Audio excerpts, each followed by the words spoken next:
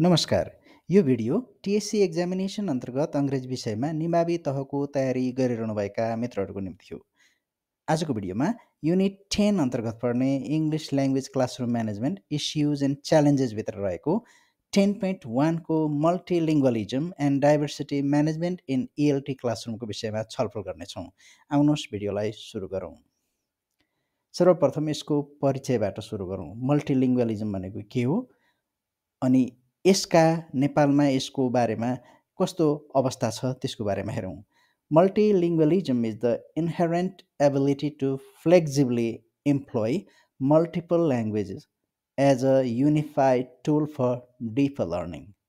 गहिरो गरी सिक्नको निमित्त धेरै भाषाहरूलाई एकै रूपमा प्रयोग गर्ने, युनिटीमा प्रयोग गर्ने जुन अवस्था छ त्यो चाहिँ मल्टिलिङ्गुअलिजम हो।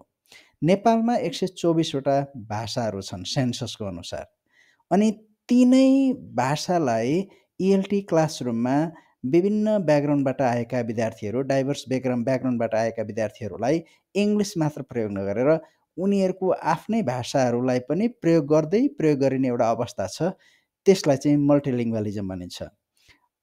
अनि लिङ्ग्विस्टिक, कल्चरल र सोसल डिफ्रेन्सेसहरू जुन डाइभर्सिटीको हामी कुरा गरिरहेका छौँ त्यसले चाहिँ लिङ्ग्विस्टिक डाइभर्सिटी, कल्चरल र सोसल जुन डिफरेन्स छ त्यो चाहिँ डाइभर्सिटीभित्र पर्छ। नेपाली क्लासरुमहरूमा चाहिँ मल्टिलिङ्गुअलिजमको अवस्था के छ भन्ने बारेमा हामीले हेर्दाखेरि चाहिँ student speak Nepali, English and local mother टङ्ग्स।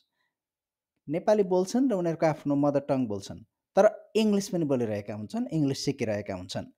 त्यही भएर यो कमन प्र्याक्टिस चाहिँ कोड स्विचिङको प्र्याक्टिस छ।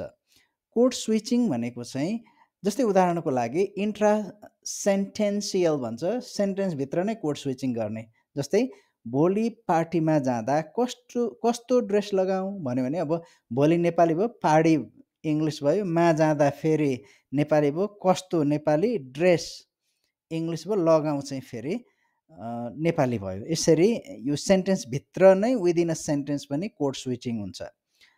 अनि अर्को सेन्टेन्स बिचमा चाहिँ एउटा सेन्टेन्स एउटा भाषामा र अर्को सेन्टेन्स अर्को भाषामा बोल्ने पनि गरिन्छ। जस्तै मलाई त्यस्तो मन परेन भन्यो होइन, यी नेपालीमा भन्यो, त्यस पछाडि I don't like it at all भन्यो। अगाडि मलाई त्यस्तो मन परेन, अरू दोस्रोमा I don't like it at all. यो पनि इन्टर सेन्टेन्सियल कोड स्विचिङ भयो। अर्को चाहिँ ट्याग स्विचिङ, ट्यागहरू जोड्ने। जस्तै तिमी आज स्कुल गयौ, डिन्ट यु, तिमीलाई यो मन पर्दैन, डोन्ट यु भनेर यसरी नेपाली र अङ्ग्रेजी त्यो ट्याग क्वेसन चाहिँ अङ्ग्रेजीमा अथवा नेपालीमा स्विच गरेर बोल्ने। अर्को चाहिँ सिचुएसनल हुनसक्छ। फर्मल युनिभर्सिटी सेटिङमा चाहिँ इङ्ग्लिस बोलिरहेछ भने साथीसँग चाहिँ नेपाली बोल्ने हुन्छ, अनि यसलाई चाहिँ कोड स्विचिङ, यो चाहिँ सिचुएसनल भन्छ। यो चाहिँ कमन प्र्याक्टिस नेपालमा चाहिँ कोड स्विचिङको छ। अर्को चाहिँ नेपालमा के छ भने मिक्स्ड प्रोफिसियन्सी लेभल। इङ्ग्लिसको स्तर चाहिँ बेसिकदेखि एडभान्ससम्म विभिन्न लेभलका विद्यार्थीहरू छन्। अनि अर्को चाहिँ नेपाल आफैमा चाहिँ कल्चरल र लिङ्ग्विस्टिक इन्भाइरोमेन्ट भएको, रिच इन्भाइरोमेन्ट भएको देश भयो। यहाँ धेरै किसिमका भाषाहरू बोलिन्छन्, एउटै भाषालाई नै विभिन्न लवजमा बोल्ने गरिन्छ। अर्को च्यालेन्ज, यसको कारणले च्यालेन्जेसहरू पनि आउँछ। के हुन्छ भने अनइक्वल पार्टिसिपेसन हुने सम्भावना हुन्छ। जस्तै इङ्ग्लिसमा मात्रै प्रयोग गरिरह्यो टिचिङमा भने चाहिँ अर्को त्यो भाषा नजान्ने व्यक्तिले इक्वल्ली पार्टिसिपेट गर्न सक्दैन। अर्को चाहिँ डिफिकल्टी टिचिङ एब्स्ट्र्याक्ट आइडियाज। अब कङ्क्रिट आइडियाजहरूको बारेमा त जस्तै उदाहरणको लागि यो कुरा चाहिँ ग्लास हो भनेर गिलासलाई देखाउन सकियो, अथवा यो कुरो चाहिँ मेज हो भनेर मकैलाई देखाउन सक्यो। तर एब्स्ट्र्याक्ट आइडियाजहरू जुन बुझाउनलाई गाह्रो हुन्छ त्यो अर्को भाषामा झन् बुझाउन सकिँदैन। अनि कम्युनिकेसन ग्याप्स हुने भयो, टिचरले बोलेको विद्यार्थीले बुझिरहेको हुँदैन, अनि त्यहाँ ग्याप हुने भयो। जस्तै इन्स्ट्रक्सन्सहरू टिचरले दिएको बुझ्दैनन् विद्यार्थीहरूले। अनि कहिलेकाहीँ के भन्छ भने होममा राई भाषा अथवा कुनै एउटा स्थानीय भाषा बोलिरहेको हुन्छ भने अब स्कुलमा इङ्ग्लिस टु इङ्ग्लिस पढाइदिँदा चाहिँ उनीहरूको होम ल्याङ्ग्वेजको लाई नेग्लेक्ट गर्ने सम्भावना बढी हुन्छ। अर्को चाहिँ limited resources and teacher bias. Limited resources भनेको चाहिँ इङ्ग्लिसमा पढाउनलाई पर्याप्त रिसोर्स नहुन सक्छ, अथवा इङ्ग्लिस टिचर, इङ्ग्लिस मात्रै जान्ने टिचर हुनुहुन्छ भने उनीहरूको लोकल ल्याङ्ग्वेजको चाहिँ समस्या नजानेको हुनसक्छ। अनि टिचरको आफ्नो बायसेसहरू अथवा नेपाली नै राम्रो हो, नेपालीमै बोल्नुपर्छ इङ्ग्लिस पढाउँदा नि भन्ने हुनसक्छ, अथवा होइन इङ्ग्लिस टु इङ्ग्लिस पढाउनुपर्छ भनेर सोच्न सक्छ टिचरले। त्यो बायसेसहरू चाहिँ च्यालेन्जेसको रूपमा आउँछ। अर्को चाहिँ अब त्यो च्यालेन्जेसहरूलाई कसरी म्यानेज गर्ने त? मल्टिलिङ्गुअलिजममा चाहिँ के स्ट्राटेजी लगाउन सकिन्छ? एउटा स्ट्राटेजी चाहिँ ट्रान्सल्याङ्ग्वेजिङ भन्छ।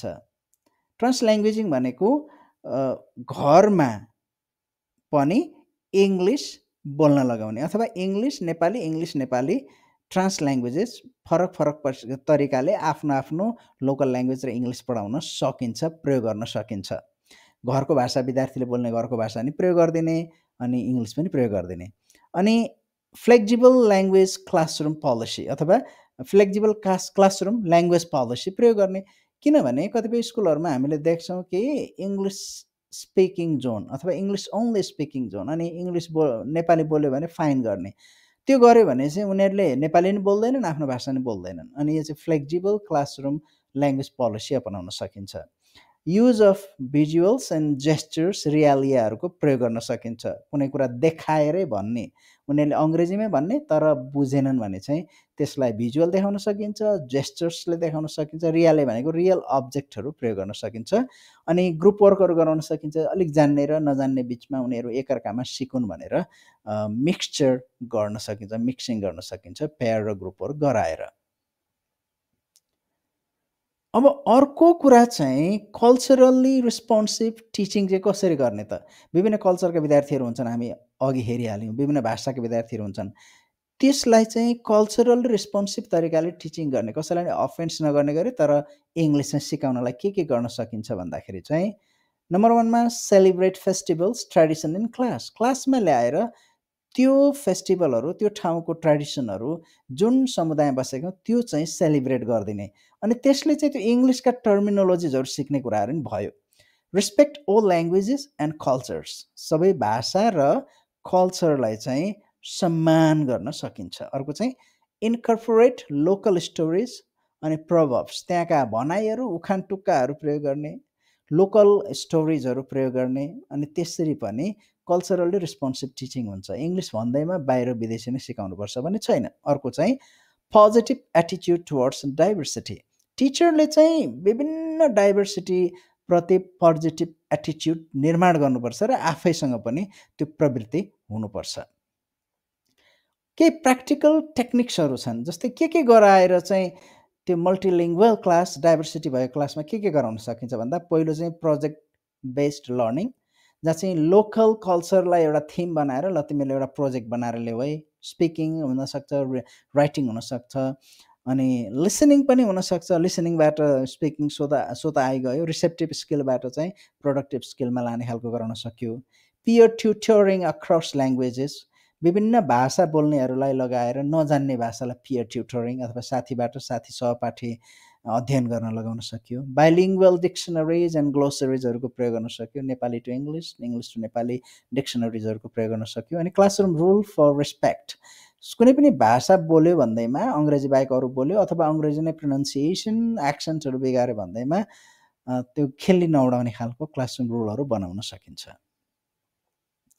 टिचरले यस्तो अवस्थामा के गर्न सक्नुहुन्छ भन्दाखेरि teacher can promote equal participation, सबैले बराबरी भाग लिन सक्ने वातावरण सिर्जना गर्न सकिन्छ। बी ए फेसिलिटेटर, फेसिलिटेट गरिदिने, अथोरिटी लगाउने होइन अथवा यही गर्नुपर्छ भन्ने होइन, तर फेसिलिटेट गर्ने काम। अनि स्टुडेन्ट्स आइडेन्टिटीलाई चाहिँ सेन्सिटिभिटी देखाउने, उनीहरूको आफ्नो आइडेन्टिटीलाई मार्का नपर्ने गरी त्यो सेन्सिटिभ भइदिने। अनि प्रोफेसनल लर्निङ, आफूले पनि सिक्ने, विभिन्न किसिमका भाषाहरू बोल्ने विद्यार्थीहरू भएको डाइभर्सिटी भएको ठाउँमा कसरी पढाउने, कसरी इङ्ग्लिस सिकाउने होला भनेर आफू पनि प्रोफेसनल डेभलपमेन्टमा लाग्ने। अब कन्क्लुजनमा हेर्नुपर्दा चाहिँ मल्टिलिङ्गुअलिजम चाहिँ रिसोर्स हो, यो ब्यारियर होइन। यसलाई हामीले समस्या मान्नु भएन। विभिन्न भाषा बोल्ने विद्यार्थी हुँदा चाहिँ त्यो हाम्रो लागि रिसोर्स हुन्छ, टिचरको लागि। अनि प्रपर म्यानेजमेन्ट गर्न सकियो भने चाहिँ लर्निङ र हार्मोनी दुईटै किसिमको चाहिँ विकास गर्न सकिन्छ। अब टिचरको रोल चाहिँ यहाँ गाइड, मोटिभेटर अथवा फेसिलिटेटर हुनु पर्यो, डिक्टेटरको रूपमा हुनु भएन। अब परीक्षामा 10 मार्क्सको क्वेसन सोधिने हुनाले यी प्रकारका क्वेसन्सहरू सोधिन सकिन्छ। जस्तै उदाहरणको लागि डिफाइन मल्टिलिङ्गुअलिजम, यो के हो त?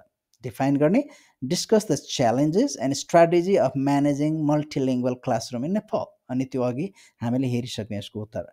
How can linguistic and cultural diversity be used as a resource in English language teaching, explain. अघि हामीले हेऱ्यौँ यो चाहिँ हाम्रो ब्यारियर होइन, यो चाहिँ रिसोर्स हो। कसरी हुनसक्छ यसलाई व्याख्या गरिदिने। Or write an essay on the role of the teacher in managing a multilingual and diverse ELT classroom. अब यसमा टिचरको रोल के हुनसक्छ त, त्यसलाई व्याख्या गर्ने, प्रश्न सोध्न सकिन्छ। भिडियोलाई अन्तिमसम्म हेरिदिनु भएको लागि धेरै धेरै धन्यवाद। फेरि अर्को भिडियोमा भेटौँला। नमस्कार।